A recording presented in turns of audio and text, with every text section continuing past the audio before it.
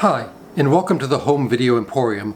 I'm your host, my name is Brendan, and with this series what I hope to do is to catalog my entire collection of home video releases and determine which of these titles still belongs amongst my elite and esteemed collection and needs to be preserved for years to come, and which of these titles unfortunately needs to hit the trail and be purged and to make way for some future movies, as I am rapidly running out of space in my apartment there and would like to make some more for some upcoming great movies, both from the past, present, and future. Today's episode, we are reviewing Ingmar Bergman's 1957 Wild Strawberries, starring writer and director Victor Stroessem. Hope I said that right. This was the very first Bergman film that I had seen. I saw it at school.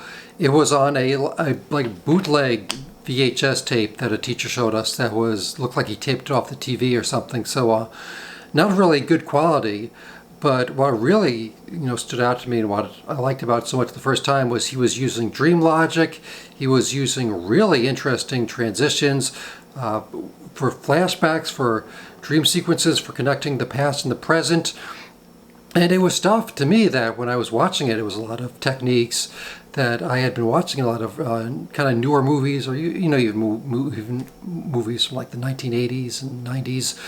And I associated it with a lot of like a newer kind of filmmaking, but here seeing Bergman do it way back when was mind-blowing. Wow, all these techniques have been around for forever. Why haven't more directors done them? Why do they all do more straightforward kind of narratives?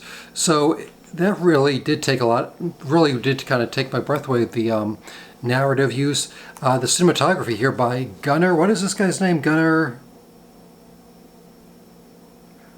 Oh boy, excuse me here.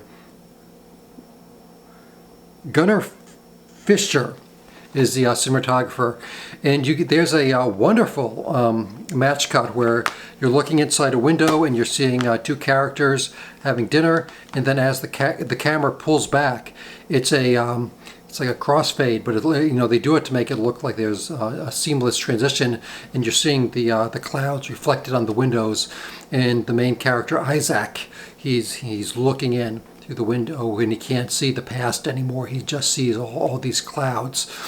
And there's another great scene where he's in the car and he's talking to the three younger characters, and then he's about to reminisce, and like all the lighting goes away and it's just a spotlight on him, and it's so incredible. And it is very stylized, but it works so good. There's a lot of non-natural lighting where characters are being lit by a light that only seems to be coming to them, like the sun is only lighting them, and it's really incredible. So it's got an incredible look, really interesting story.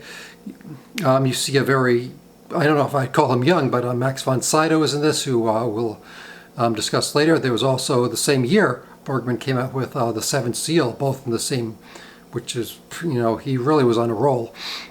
But I got this Blu-ray at a Barnes & Noble 50% off sale. I had watched other Bergman movies since then. I had not watched this one in a long time, and I was like, oh wow, what better way to take advantage of the sale than getting Wild Strawberries. I have gotten very little use out of this Blu-ray. I don't know why.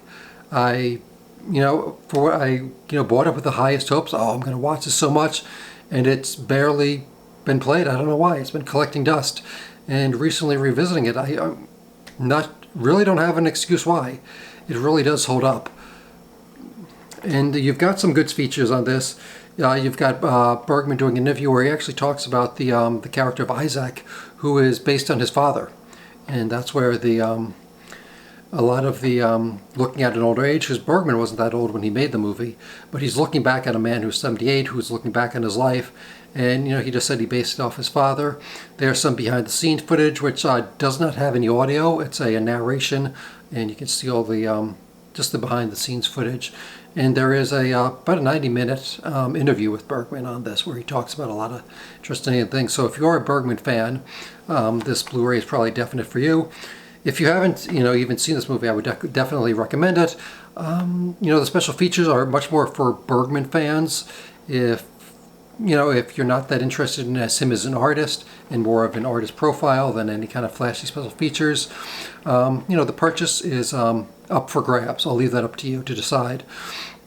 So, what I want to know is, how did everyone feel about this? Is Wild Strawberries, is that a worthy addition to the collection, or is it just one that is a very great movie that maybe we don't need to be watching all the time? I'm honestly not sure. I don't know. We'll hopefully find that out together, and hopefully everyone will keep watching and keep hopefully enjoying these movies. And I'll do whatever I can to make them better for all you guys, make them more exciting. And we're gonna keep on going with our goal to get at least 30 to 50 of these movies out of here by the end of the series, or maybe even before the end of the series. So that's going to wrap us up for today. Until next time, be kind and rewind to each other, and it's not a true home without home video. Thank you. Goodbye.